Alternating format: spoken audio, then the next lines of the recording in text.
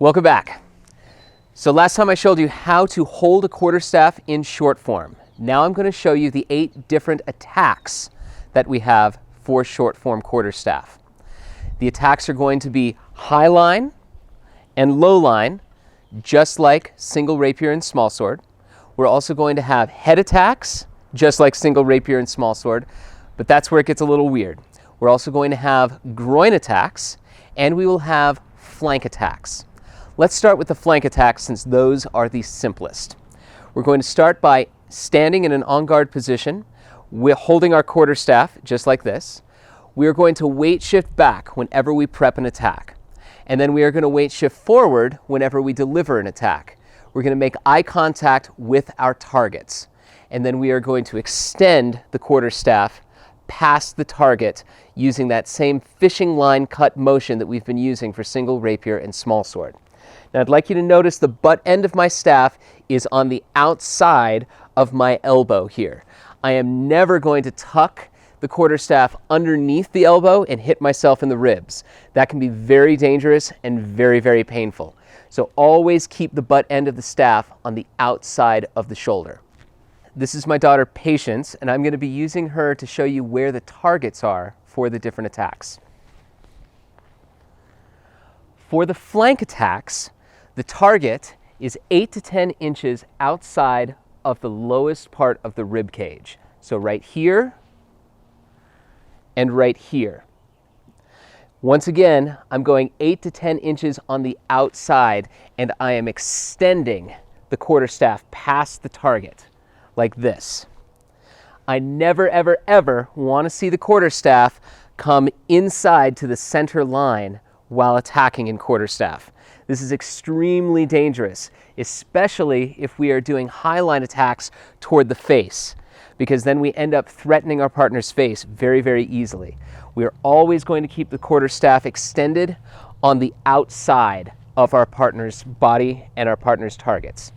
So here are the 2 flank attacks. I make eye contact with my partner. I weight shift back as I prep. I weight shift forward, spot the target, and extend past for one flank, spot the other target, extend past for the other flank, keeping the butt end of the staff on the outside of my elbows. One last thing is, as I prep, you want to make sure that both sides of your quarterstaff are safe. It would be very easy for me to prep an attack like this and stick the butt end of my staff in my partner's face. So I'm always going to keep both ends of the staff away from my partner's center line, even as I prep an attack. So those are the flank attacks. Now, the high line attacks. The targets are just like in single rapier and small sword, meaning the staff is going to end 8 to 10 inches past the middle of the upper arm, right here and right here. However, to differentiate from the flank attacks, these are diagonal cuts. If we were doing broadsword, these would be the equivalent of what are known as historical cuts, which means I start by prepping my staff with the part of the staff that is going to be delivering the attack high. I spot the target and I bring that part of the staff down in a 45-degree angle as I extend the staff. So it moves like this. Once again, I'm keeping the staff outside of the center line. I am not letting the staff come in towards my partner's face. It's always extending past my partner. So that was the high inside line, and this is going to be the high outside line, right there and there, there and there. Now you might notice that the staff is actually stopping higher on line with my partner's face.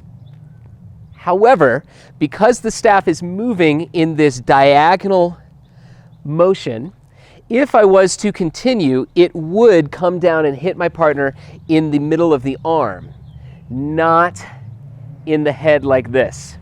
So it's okay that the staff is actually ending up on the same level as the head, as long as it's coming down in that diagonal arc. So down, down. Now, the opposite is going to be true for the low lines. We're going to start with the part of the staff that is attacking low. We weight shift back and we bring it up in a 45-degree angle. There, there. Once again, the targets are just like single rapier and small sword. Would you move your hand, please? Targets are right there at the base of the pockets and the base of the hips and the glute muscles. But because we are coming up in this diagonal fashion, the staff is actually going to end lower than that. And again, I am extending past my partner, not bringing my staff across the center line where I would be threatening my partner's knees, which is very dangerous. So we don't want to do that. Okay, last two attacks, the head and the groin. Now there's actually two different versions of these depending on which end of the staff is doing the attack, and both are just fine. So if I want to attack my partner's head with the right side of my staff, as I weight shift back, I'm going to prep this attack by bringing that end of the staff up high. Then I'm going to spot the target, which is 8 to 10 inches above my partner's head, and I'm going to extend up and past that. So I can do that with the right part of my staff, and I can do it with the left part of my staff. Head, head. The groin is just the exact opposite. I'm going to start by bringing the end of the staff that's doing the attack low as I prep the attack, and I'm going to extend 8 to 10 inches below my partner's groin on their center line with the right half of the staff and the left half of the staff. Right half, left half. And again, the staff is coming up for the groin and it's coming down for the head. Now, when doing short form attacks, you can actually chain a lot of the attacks together. You don't need to do a weight shift in between each attack. And when you attack with one end of the staff, well, that means the other end of the staff is set up to do an attack on a different line. So if I attack high inside, I can then attack low outside very easily, and then back to high outside. Sorry, high inside. So these two attacks can be chained together very easily. These two attacks can be chained together very easily. Flanks can be chained together. Head and groin can be chained together.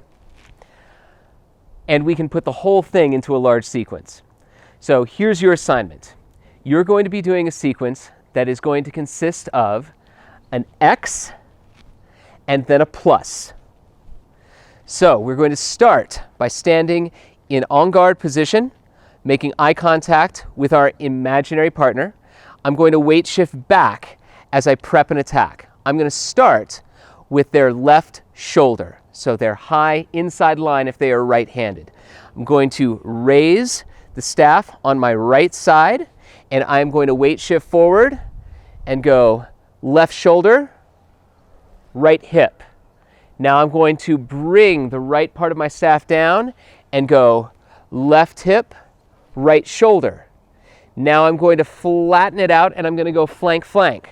Left flank, right flank. And now I'm going to go head, groin, my right side first. So it goes up and down, head and groin. And then back to neutral. That's the sequence. So please film yourself doing that sequence. Film yourself facing the camera or facing 90 degrees away from the camera, but make sure that your staff stays outside of your target. Never bring the staff in on the center line.